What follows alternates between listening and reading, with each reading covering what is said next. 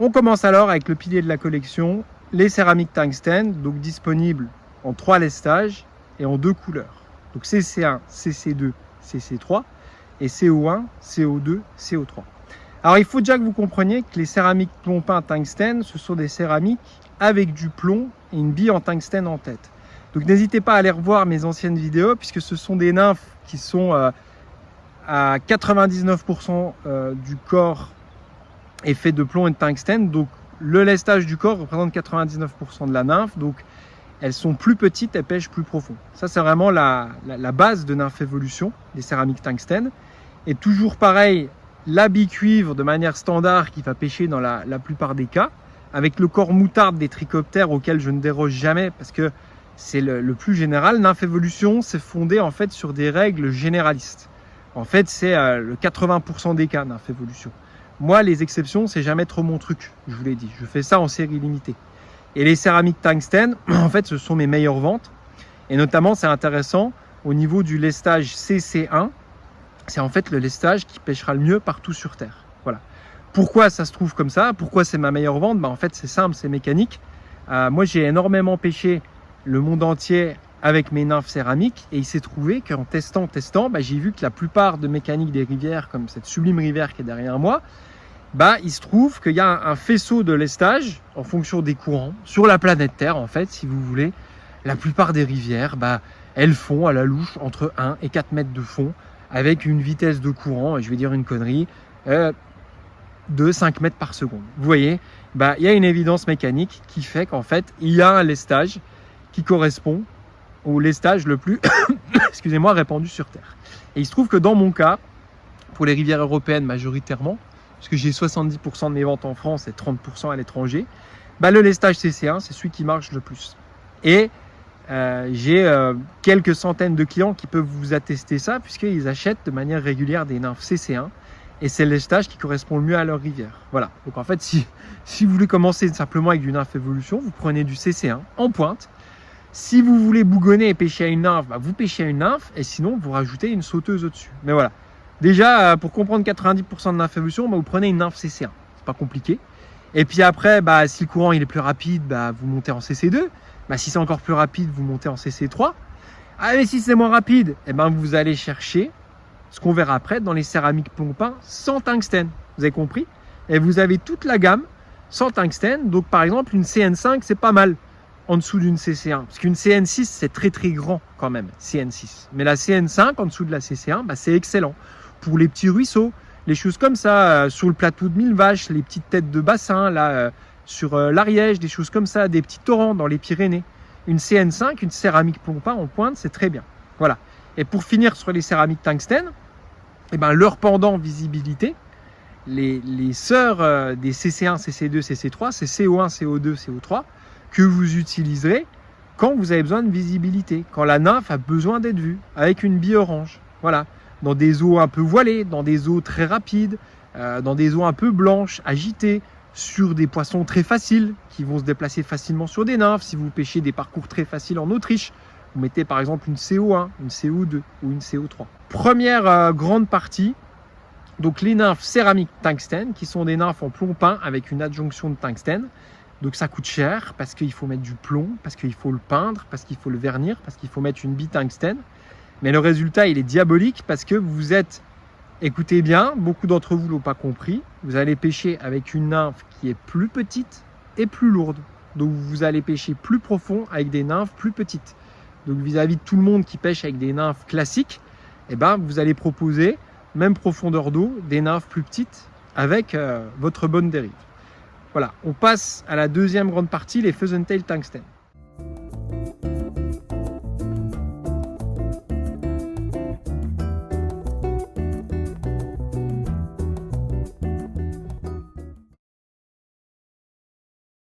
Alors la nymphe de Pheasant-tail, il faut que vous sachiez un peu l'histoire de Sawyer qui a inventé cette nymphe, je crois qu'il y a même plus d'une centaine d'années, et qui a un modèle pilier. En fait, la nymphe Pheasant-tail, il se trouve que la plume de queue de faisan propose l'imitation parfaite des annelures d'éphémère dans un coloris brun.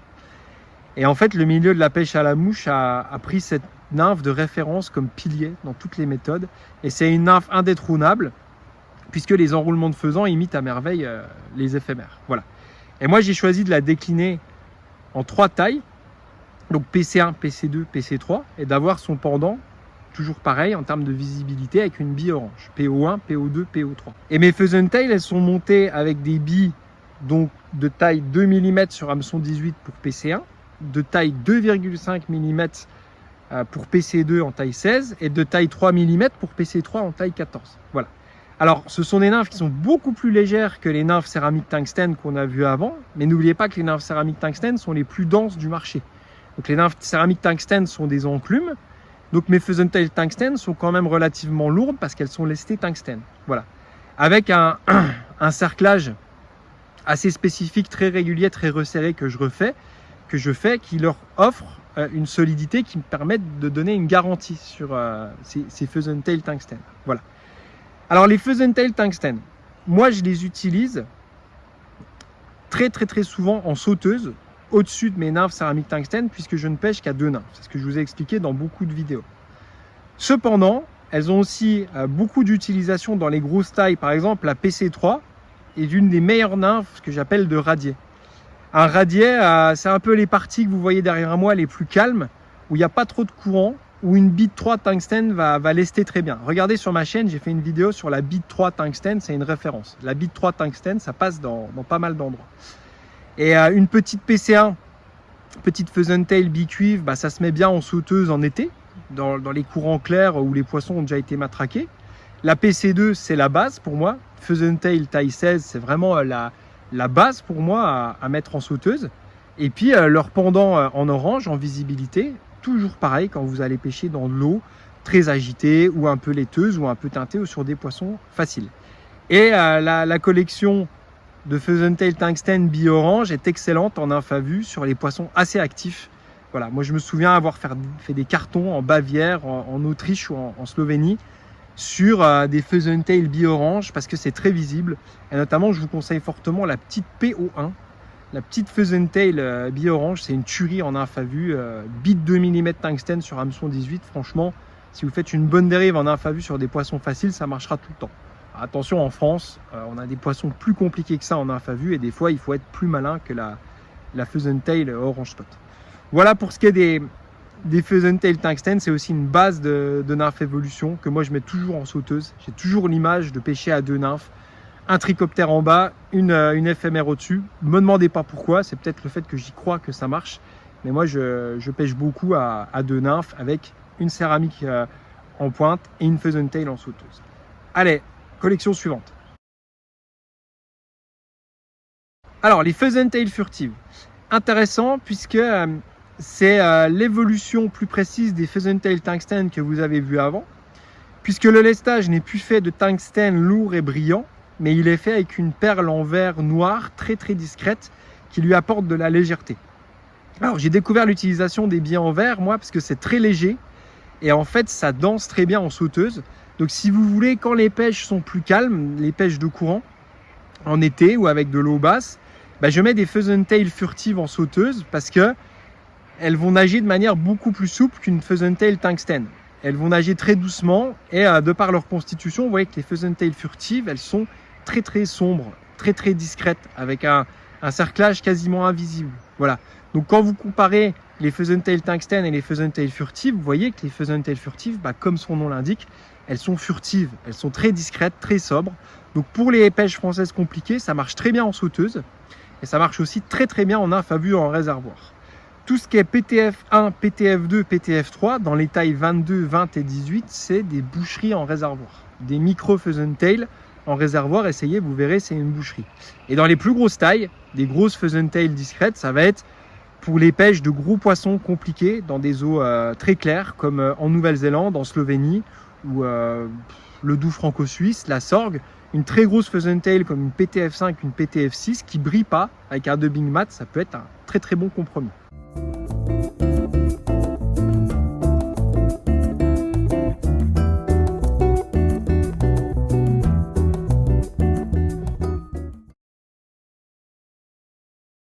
Alors les trichoptères furtifs disponibles en 6 tailles, donc TF1, TF2, TF3, TF4, TF5, TF6. Je les dois à Vincent Abeillon, pêcheur de talent qui me partage certains de ses matériaux de montage, et je dois avouer que cette fibre un peu moderne qui fait effet peau de chamois, bah, c'est une tuerie parce que ça a un rendu à la fois un peu translucide, puis ça a vraiment cette couleur peau de chamois qui donne l'effet d'un trichoptère parfait comme vous voyez là en photo. Donc moi j'ai flashé là-dessus et je les ai intégrés dans la collection. Et notamment je peux vous dire que c'est une mouche dont je suis très fier parce que Vincent, c'est vraiment sa mouche fétiche pour pêcher les truites à bouche molle en Bosnie. Et je suis très fier de ça parce que je suis aussi un pêcheur explorateur, donc c'est une très bonne nymphe pour les truites à bouche molle. Je vous donne un petit secret de Vincent. Alors, où les utiliser, les trichoptères furtifs? Dans des endroits où il faut moins bourriner qu'avec les nymphes céramiques que vous avez vues avant. Quand vous voyez des grands courants derrière moi, une rivière assez sombre, les céramiques tungstène, c'est bon pour ça, parce que c'est assez sombre, c'est rapide. Mais quand on a des eaux très claires, avec des courants un petit peu moins rapides, et puis qu'on va être propre en pêche, soit à l'indicateur, soit sous un pompon, ce que vous voulez, ces trichoptères furtifs, ils sont un peu plus réalistes. Ils ont un dubbing un peu plus calmé que le dubbing iridescent que je mets sur les céramiques tungstène. Ils sont un peu plus légers. Ils sont juste testés avec une bille tungstène. Donc le trichoptère furtif, c'est une très bonne nymphe pour les pêches d'étiage en France ou compliquées dans les Balkans.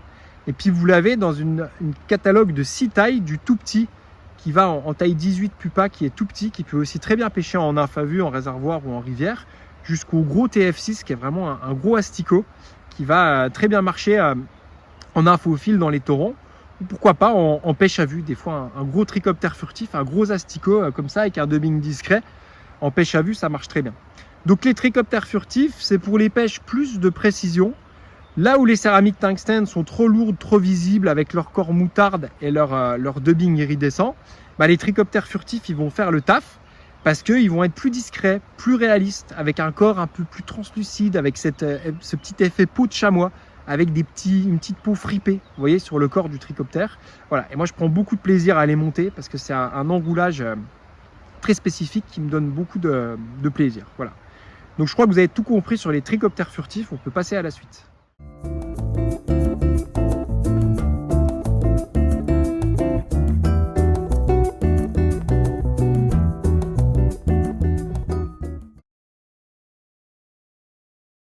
Alors, les céramiques plomb peint. Donc, les nymphes céramiques en plomb peint, comme leur nom l'indique, ce sont des nymphes sur lesquelles on enroule du plomb. On va d'abord mettre, c'est connu, une sous-couche de blanc pour donner un effet lumineux sur le corps. Et après, on va rajouter une peinture de choix qui, par viscosité, va couler entre les anneaux et se répartir de manière à former les mêmes anneaux qu'un trichoptère avec cette nuance d'anneaux. Donc, c'est la nymphe la plus artistique de la planète. Et Cocorico, c'est vraiment franco-français. Et ça a un résultat sublime. Alors, on peut faire beaucoup de modèles de nymphes céramiques avec beaucoup de couleurs différentes, mais je vous le dis honnêtement, il n'y a que 2-3 couleurs qui tiennent la route. Et celle qui tient le haut du pavé, c'est quand même ce fameux jaune moutarde que vous connaissez tous, parce que il est très proche de la couleur des céramiques. Et avec une tête noire, c'est vraiment la vraie petite larve de trichoptère. Alors, cette nymphe, elle est connue depuis 50 ans en France. Elle a été usée et abusée dans tous les sens.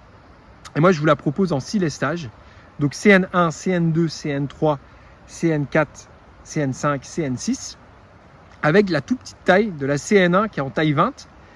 Et pour tous ceux d'entre vous qui font des packs nymphes évolution et qui ne pêchent pas en nymphe à vue, qui pêchent qu'à l'indicateur, oubliez les céramiques plomb peint jusqu'à la taille 4, c'est très léger.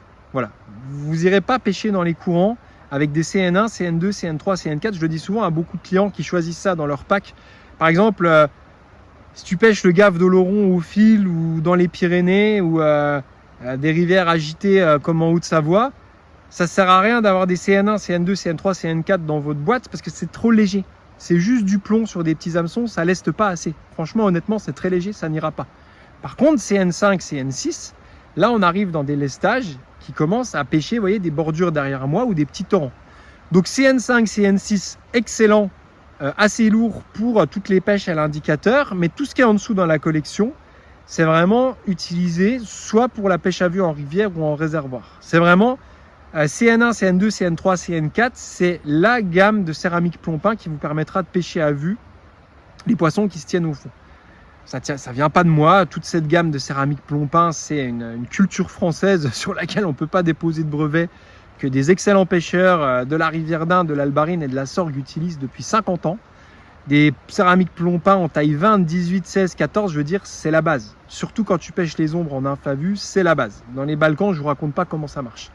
Donc les tout petites céramiques plomb peint, une tuerie pour les pêches à vue des poissons qui se tiennent sur le fond. Il y en a besoin, malheureusement, parfois il y en a besoin. Quand vous voyez des ombres qui déplaisent des cailloux, qui font de la fumée dans des cailloux parce qu'ils sont en train de chercher les larves de trichoptères, je vous garantis, vous n'aurez pas grand chose d'autre qu'une céramique plomb peint qui va descendre dans des courants rapides. Donc c'est historiquement, je vous raconte pas le nombre de poissons qui se sont fait dégommer avec des céramiques plomb peint en infra vue en France, sur la rivière d'Ain, sur la Loue, sur la Bienne, sur la Sorgue, sur la Touvre. Donc c'est une signature de base que je suis pas le seul à faire. Mais en attendant, pour moi, le coloris moutarde avec la tête noire, c'est ma signature en termes de céramique plomb peint. Voilà, je crois que je vous ai tout dit sur les céramiques plomb peint. Alors étonnamment, parfois dans les plus petites tailles, ça peut marcher en réservoir. Ne me demandez pas pourquoi, ça doit imiter un granulé. Et une petite céramique plomb peint en taille 20, bah, des fois ça marche en réservoir. Les poissons qui se tiennent au fond, ou ça ploque sur l'eau comme un granulé, voilà, vous essayerez par vous-même. Mais vraiment, c'est une référence à avoir en pêche à vue, les petites céramiques plomb peint. Surtout dans les Balkans, quoi. Dans les rivières rapides des Balkans avec des gros ombres, c'est vraiment là le spot à céramique plomb peint.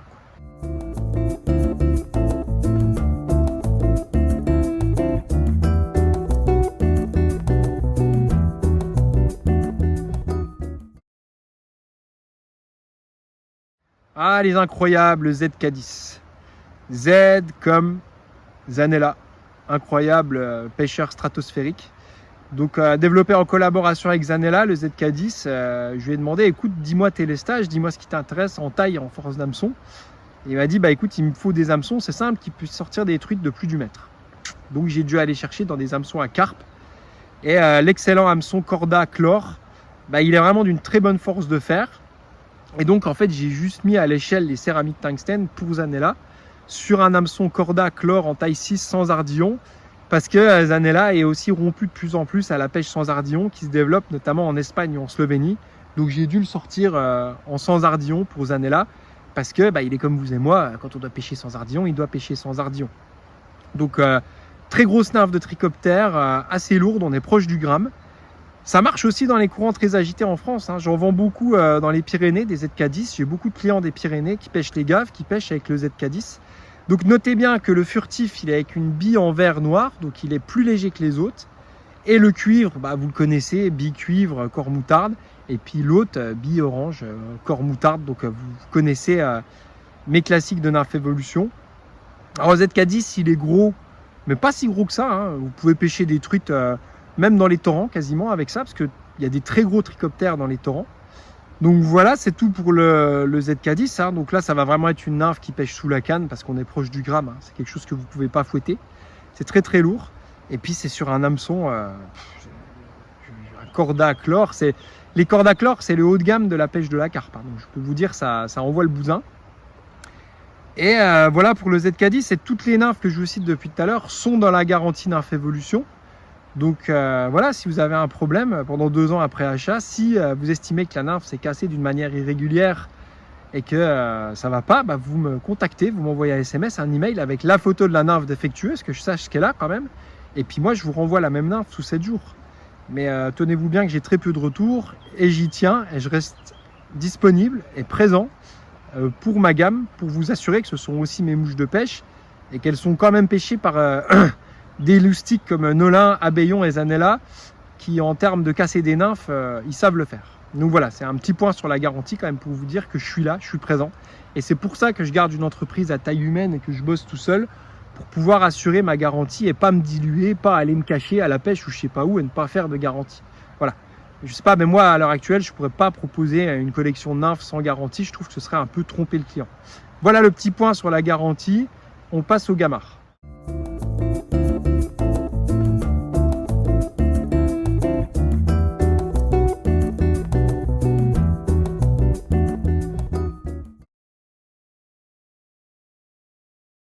Alors, les gamards translucides, et oui, j'insiste sur translucide, donc dispo en taille 16, 14, 12, 10 et 6, et en 6 coloris, bien sûr, le blanc, le gris, l'olive, le caramel, le sableux et le brun. Alors, on va commencer par parler des coloris avant de parler des tailles. Le coloris blanc. Alors le coloris blanc, le gammard blanc, c'est un peu un ovni que ça pour le coup. Alors j'ai pas développé beaucoup de choses, mais le gammard blanc, ça c'est bien moi qui l'ai popularisé en réservoir et il a casqué un nombre de poissons incommensurable. Sauf que j'ai vu que les dernières années, ça s'éduque vite en réservoir. Comme d'habitude, j'aurais dû fermer ma gueule.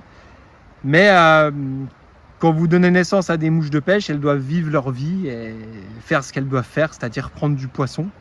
Donc le gammard blanc en taille 16, il a cassé du poisson dans tous les réservoirs de France, quoi. À Sommieux, à Virton en Belgique, dans toute la plupart des réservoirs où ça pêche à vue, au domaine de Coyeul. Enfin voilà, je vous le dis parce que c'est plus un secret, dans tous les réservoirs français, le gammard blanc il est excellent. Donc bravo à ceux qui ont été pionniers là-dedans, qui se sont gavés. J'ai une paire de clients qui se sont gavés, donc je vous ai pas trop parlé au début. Maintenant voilà, le gammard blanc il est connu, mais il marche toujours. Pourquoi en réservoir, je ne sais pas. C'est la grande magie. Je pense que ça imite personnellement un débris ou un bout de chair ou un bout de pain, je ne sais pas quoi. Mais en attendant, testez par vous-même le gammard blanc en taille 16, c'est une tuerie. Alors je vous donne un petit secret ici que je ne devrais pas dire. Je mets une résine phosphorescente dans mes gamards blancs, c'est pour ça qu'ils marchent aussi bien. Donc je le dis sur la place publique, je vais encore être copié, mais c'est pas grave. Mais mes gamards blancs, ils marchent mieux que le reste parce que j'ai une résine blanc phosphorescente. Donc en fait, dans l'eau, il est fluorescent. Alors j'ai quelques clients qui s'en sont rendus compte et m'ont dit hey, je comprends pourquoi ça marche, parce que tu mets de la résine fluorescente. Donc voilà, je ne le disais pas aux clients au début, maintenant ça se sait. Voilà, ma résine blanc, elle est phosphorescente dans l'eau. Donc je pense que c'est ça qui fait que le gammard blanc d'Infévolution en attendant fait une différence. Voilà, amis copieurs, encore un cadeau. Pour ceux qui manquent d'originalité, ça pourra vous aider à prendre plus de poissons. Alors le coloris gris, très intéressant le gris.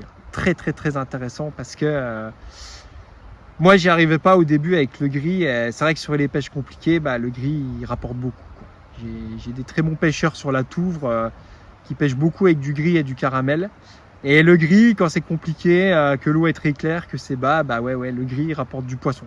Donc le gris à utiliser dans les conditions les plus difficiles. Et puis je vous le dis, des fois, regardez vos gamards dans la rivière, quoi. Allez soulever des pierres, allez regarder, soyez curieux, renseignez-vous ce qu'il y a dans cette rivière. Et puis regardez le coloris des gamards. Franchement, je vous propose 6 coloris.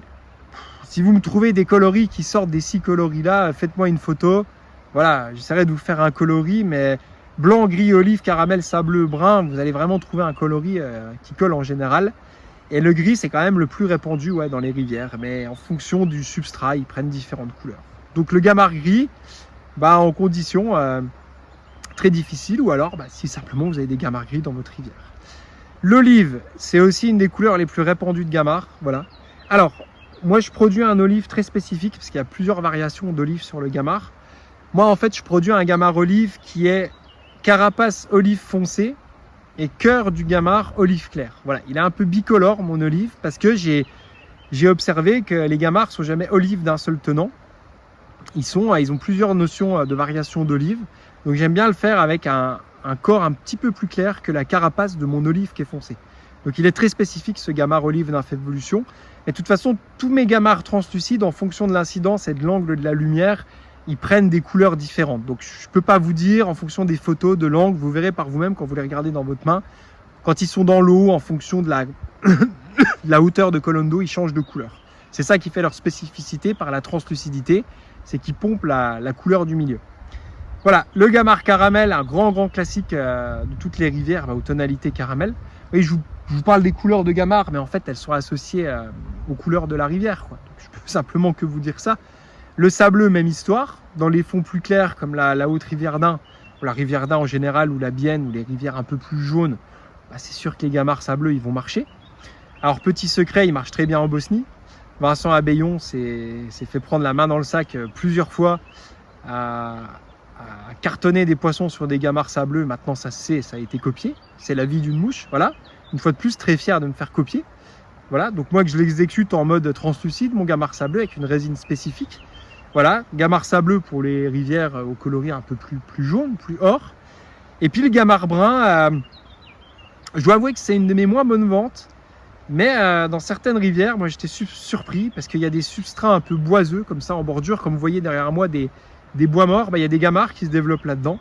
Et des fois les gamards ils sont bruns, ils sont bruns à la limite du rouge.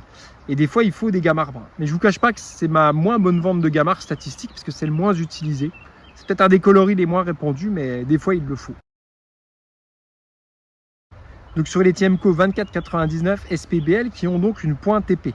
Donc ils ont une pointe redoutable, taillée en épée. Donc là, Tiemco, on est déjà sur du haut de gamme. Et 2499 SPBL, on est sur le très haut de gamme de Tiemco. Donc ces hameçons-là, c'est des tueries. Vous pourrez sortir des truites de mer, des taïmens, des poissons énormes avec des grosses arcs-en-ciel combatives. Donc si vous pêchez les gros salmonidés combatifs, gamard translucide Kraken en taille 10 et 6, bah, c'est ce qu'il vous faut. Voilà. Alors, quid des tailles? T'es sympa Stan avec tes gamards translucides, mais dans quelle taille tu les utilises et quand et comment? Bah alors le taille 16, pour moi c'est déjà une tuerie en sauteuse dans toutes les pêches compliquées. Alors il n'y a pas des gamards dans toutes les rivières, mais dans certaines parties plus aval comme la rivière que vous avez derrière moi avec des gros pools profonds et calmes, et ben, il se trouve qu'il y a des gamards. En fait, dans les parties les moins rapides des rivières, il y a des gamards. Et quand vous pouvez pêcher à 2 nymphes ces parties profondes des rivières, comme par exemple la Dordogne, les parties moins rapides de la Dordogne, bah, il y a du gamard. Et un gamard en taille 16 en sauteuse, bah, c'est une tuerie. Surtout un gamard translucide parce que c'est jamais vu. Donc il y en a beaucoup d'entre vous qui l'ont compris, je vous le redis, parce qu'il y en a qui n'ont encore pas compris qu'un petit gamard taille 16 en sauteuse, par exemple sur la Dordogne au-dessus d'une nymphe lourde, c'est une tuerie quoi. Vous mettez un gamard olive taille 16 sur la Dordogne au-dessus d'une nymphe lourde, bah, je veux dire, vous allez cartonner des poissons quoi. Quand le niveau est bas en été, c'est une certitude. Pourquoi gamard olive sur la Dordogne? Parce que la Dordogne est remplie d'herbiers et les gamards ils sont souvent olives, quoique apparemment aussi gris, selon quelques clients. Voilà pour l'utilisation du gamard taille 16. Et puis sinon le gamard taille 16, bah, il fait son affaire naturelle de pêche à vue dans les endroits où il y a très peu d'eau. Il va couler en serpillière très gentiment. Taille 16, c'est léger. Et voilà, pêche à vue avec les gamards taille 16 dans les bordures où il y a peu d'eau, bah, c'est une référence. C'est très léger, ça coule tout doucement. Et aussi une tuerie en réservoir, le taille 16. Mais en réservoir, je les pêche jusqu'à la taille 6. Hein, les gamards, quand tu as une arc-en-ciel dans 4 mètres d'eau en réservoir qui est en train de fouiner dans un herbier et que c'est une arc-en-ciel qui fait 70 et qu'elle mange des grosses bouchées, bah, tu l'attaques avec un gamard taille 6 en olive. Je veux dire, à un moment, il faut savoir adapter les tailles. Il ne faut pas avoir peur d'attaquer une arc-en-ciel de 70 cm avec un gamard en taille 6. Vous voyez. Et puis après, on monte les tailles crescendo. Bah, c'est à vous de vous adapter à la rivière. Le gamard 14 quand il y a un peu plus de courant, que ça coule plus vite en nymphe à vue. Le gamard taille 12 pour qu'il coule un peu plus vite en nymphe à vue quand il y a un peu plus de courant. Donc c'est à vous d'adapter vos tailles de gamard avec le lestage en fait. C'est aussi simple que ça, parce que plus le gamard est gros, plus il pèse lourd. Et c'est à vous de choisir la taille du gamard à augmenter en fonction de la vitesse du courant. Voilà. Si vous allez pêcher par exemple sur une rivière d'Inde début de saison très rapide, à vue, bah, sur les gravières, un gamard taille 12, ce sera au top. Hein. Les gamards sont très gros dans les milieux calcaires, donc un gamard taille 12 sur la rivière d'Inde, début de saison, ça ne fait pas du tout peur à des belles truites. Voilà. Et les tailles 10 et 6, on est vraiment sur le très haut de gamme et très solide pour les poissons très violents. Donc notamment truites de mer et grosses fariotrophées. Grosses fariotrophées en Espagne, grosses fariotrophées en Bosnie. Voilà. Et ils sont montés sur des hameçons vraiment exceptionnels, les 2499 SPBL. Cette pointe épée, c'est démoniaque. Quoi. Donc sur ces gamards-là, vous êtes vraiment dans un très haut de gamme. Et pareil, vous êtes sur des gamards garantis pendant 2 ans. Si ça se casse, s'il y a un problème, vous me faites une photo, vous me faites un email, et sous 7 jours, je vous renvoie les mêmes mouches. Mais bon, j'y mets tellement d'amour et tellement de solidité dans la couture de mes gamards que vous verrez qu'ils ne cassent pas souvent. Et je reste dispo en tout cas pour la garantie. Et le summum maintenant, les Z Gamard. Alors là, on est sur du délire. Donc disponible en 3 couleurs, en olive, en gris et en caramel. Sur les incroyables hameçons VMC 7356. Alors ça, c'est une histoire d'amour, l'hameçon VMC 7356, parce que à la base, c'est un hameçon à silure. Et comme Zanella, il me pousse dans mes retranchements pour trouver en fait les meilleurs hameçons, bah, j'ai dû aller explorer chez VMC, qui a des excellents hameçons sportifs, pour trouver ce VMC 7356 qui est une tuerie quoi. Enfin, moi quand j'ai vu sa forme, il a une forme gamaresque sublime. J'ai un beau piaf là. C'est ça qui est intéressant de faire des vidéos dans la nature. Donc voilà, on a des copains avec nous. Et ce VMC 7356, bah, il a une forme gamaresque, donc je me suis dit ça c'est pour faire des énormes gambas pour Zanella. Et il n'est pas si gros que ça en définitive, parce que c'est une taille 1,0, mais ça reviendrait à un taille 4 Tiemco, donc c'est pas non plus extraterrestre. Ça vous permettra de pêcher quand même des grosses truites par moment, avec un très bel ardillon. Et puis je veux dire, il est fait au laser ce set Gamard, parce que il n'y a que des billes en verre 3,5 qui vont dessus. Les billes de 3, les billes de 4, ça passe pas. Vous voyez, c'est au demi-millimètre près. Et j'ai pu avoir que 3 coloris importés du Japon. Donc voilà, le Z Gamard, un énorme Gamard pour ceux d'entre vous qui pêchent vraiment les grosses truites. Voilà, principalement en nymphe à vue ou pourquoi pas à l'indicateur, en sauteuse. Et voilà, je pense qu'on a fait le tour sur les Gamards. On a vu toutes les tailles. Écoutez, c'est pas mal sur les Gamards, on peut passer à la suite.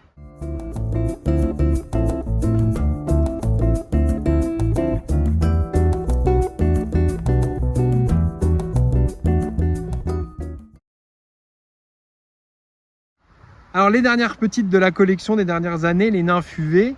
UV, ça veut dire ultra visible. Des nymphes super visibles. Voilà, pour pas vous emmerder. Moi, vous me connaissez, j'aime bien aller droit au but. Et quand il faut de la visibilité, pour par exemple pêcher les barbeaux en nymphe à vue ou des arcs-en-ciel super faciles, je m'embête pas. Et je veux des nymphes super visibles. Et c'est pour ça que j'ai fait des nymphes qui ressemblent à des asticots, donc les K10 UV, et des gamards très visibles avec un dubbing UV, que j'appelle les nymphes ultra visibilité.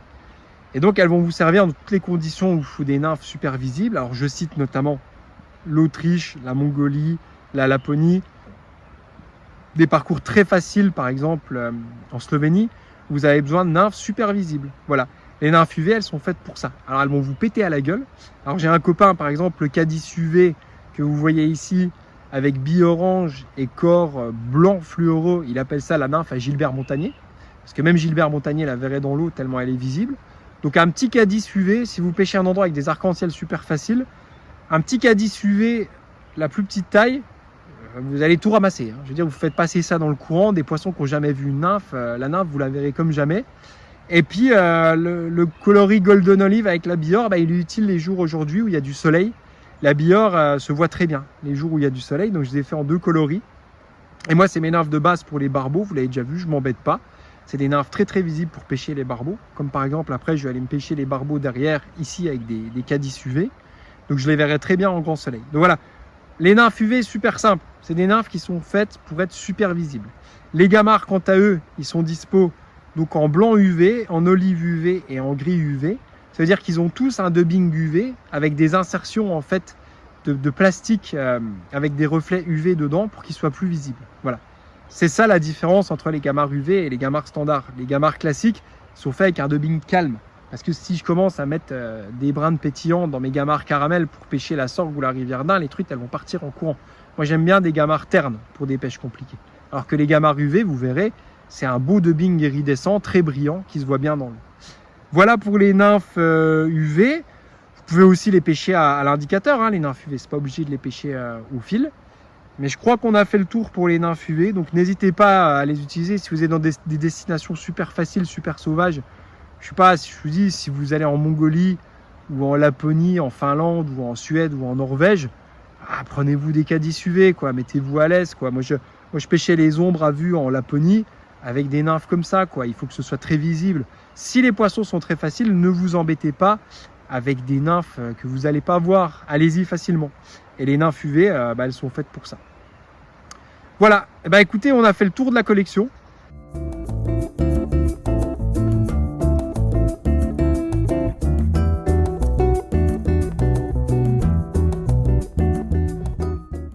Donc je vous renvoie le tableau une dernière fois simplement, ça fait un peu scolaire, mais pour finir. Alors on y va. Céramique tungstène, CC1, CC2, CC3, CO1, CO2, CO3. Pheasant-tail tungstène, PC1, PC2, PC3, PO1, PO2, PO3. Pheasant-tail furtive, PTF1, PTF2, PTF3, PTF4, PTF5, PTF6. Trichoptère furtif, TF1, TF2, TF3, TF4, TF5, TF6. Céramique plompin, CN1, CN2, CN3, CN4, CN5, CN6. Les gamards translucides en taille 16, en 14, en 12, en 10, en 6 et en taille 1,0, les Z gamards. Et les nymphes UV, vous avez le gambas UV blanc, le gambas UV olive, le gambas UV gris et les UV K10 en fluoro white et en golden olive. En conclusion de cette vidéo du guide ultime pour pêcher la collection Nymph Evolution, ce que je veux vous dire, c'est que moi je vous propose des packs et des packs sur mesure avec en fait toute cette collection que vous avez vue ici dans les packs, bien sûr sauf les gamards et les ZK10 que vous rajoutez à côté, parce que vous allez me comprendre, ça me demande beaucoup de boulot. C'est vraiment mes nymphes très haut de gamme, les ZK10 et les gamards, et je ne peux pas vous les rentrer dans la collection Nymph Evolution. Donc n'hésitez pas à réfléchir à un pack avec tout ce que je vous ai donné là, et il y a plus de 50 heures de vidéo Nymph Evolution pour que vous utilisez tout ce que je vous ai donné là, avec tout le détail des nymphes, toutes les utilisations, toutes les tailles d'hameçon, tous les lestages. C'est à vous de comprendre ça pour évoluer. Donc venez avec un pack fait de vos mains, mais sinon je vous aide avec plaisir. Sinon vous me dites, bah écoute Stan, je veux un pack de 36 nymphes pour pêcher la Dordogne, s'il te plaît, est-ce que tu peux me faire une liste? Mais si aussi vous avez l'envie par vous-même de faire un pack, vous comprendrez beaucoup mieux avec tout ce que je vous ai donné là. Je vous ai dit, j'ai une collection de 50 nymphes, là où la plupart des gens en ont 2000 pour vous vendre de la fumisterie. Donc même si vous achetez pas les nymphes chez moi, en tout cas, croyez-moi d'un truc, avec 50 nymphes, vous pouvez pêcher la terre entière. Quand vous entrecroisez toutes ces solutions-là, les 50 nymphes que je vous ai proposées là, quand vous entrecroisez les solutions de manière exponentielle, il y a peut-être 8000 possibilités de lestage avec ce que je vous propose là sur 50 nymphes, vous voyez? Donc c'est sûr qu'avec cette cinquantaine de nymphes de la collection Nymph Evolution, vous pouvez pêcher la terre entière. Après, c'est à vous de comprendre, à vous d'analyser les lestages, à vous de choisir la visibilité des nymphes, à vous de vous dire, bah, je vais plutôt mettre un gamard, un éphémère ou une faisantail, je vais plutôt pêcher à 2 nymphes ou une nymphe. C'est à vous aussi de faire votre tambouille avec ce que je vous ai présenté là. Moi, je ne peux pas aller plus loin que vous expliquer comment je pêche ma collection de nymphes, parce que je ne vais pas me travestir et vous inventer des nymphes violettes ou des nymphes roses parce que je ne pêche pas avec. Je préfère être honnête et tenir dans ma main une collection de 50 nymphes qui pêchent depuis des années dans le monde entier et la partager avec vous. Et puis, on peut créer des packs et des boîtes de nymphes ensemble. Donc, n'hésitez pas à me solliciter pour un pack. Alors j'y arrive mieux par email, parce qu'au téléphone c'est compliqué d'épeler un pack. Vous m'appelez quand même, j'essaye d'être disponible, de répondre. Vous faites un pack vous-même, puis vous me demandez de le corriger, pourquoi pas. Voilà, vous pouvez vous lancer à, je sais pas, par exemple, vous me dites, ah ben je pêche dans les Pyrénées, regarde Stan, j'ai fait un pack, qu'est-ce que tu en penses? Et je vais vous dire, ah bon, écoute, t'as pas mis de CC3, tu pêches le gave d'Oloron. Le gave d'Oloron, ça bastonne, il faut quand même des CC3 parce que il faut lester lourd sur le gave d'Oloron. Vous voyez, moi, ça me fait aussi plaisir de corriger votre pack, parce que de toute manière, c'est par votre compréhension des lestages que vous y arriverez, mais c'est aussi un plaisir de vous faire un pack de nymphes. Voilà. Pour les aficionados des beaux produits, je fais aussi des boîtes de nymphes haut de gamme, comme vous voyez ici, avec des matériaux résinés et des truites que je dessine jour après jour, que je place partout, sur mes habits, sur mes casquettes, sur mon slip. Donc si vous voulez une boîte haut de gamme sélection, n'hésitez pas à me contacter. J'ai plein de styles de boîtes différentes, haut de gamme, des boîtes Taki qui sont très très haut de gamme avec une finition mousse silicone et avec des visuels de truites infinis. Je vous fais passer ici quelques visuels de truites en haute définition sublime que j'ai dessinés les dernières semaines. Donc mon autre passion, c'est de dessiner des truites. Mais pour moi, la boîte de mouche, c'est une religion parce que j'adore avoir une belle boîte de mouche pour aller au bord de l'eau. Donc je peux vous faire avec plaisir une boîte sur mesure. Sauf que les boîtes, ça prend 10 jours après paiement parce que je l'ai fait faire en Alsace, ma résine, chez un artisan local parce que j'ai pas envie de délocaliser ça. Donc je préfère vous le dire tout de suite, ça prend du temps de faire des boîtes parce que je préfère faire ça dans la région pour rester régional et pas délocaliser ça. Voilà. Donc merci toujours à vous d'attendre un peu les artisans au lieu de délocaliser, ça fait plaisir. Voilà, donc je suis dispo pour des packs, des sélections, des conseils, vous n'hésitez pas, vous m'appelez, vous me faites un email. Si je ne réponds pas, vous me laissez un message, vous me faites un SMS, vous me faites un petit message sur Instagram, sur Facebook, sur WhatsApp. J'essaye de répondre avec plaisir quand je peux, quand je ne suis pas occupé à l'atelier. Et voilà, je pense que vous avez tout compris du guide ultime pour pêcher avec la collection Nymph Evolution. N'hésitez pas à me contacter si vous avez des demandes. La rivière commence à être cuite à point derrière moi, donc moi je vais aller faire un petit tour. Je vous laisse et puis je vous souhaite une bonne pêche et puis à bientôt.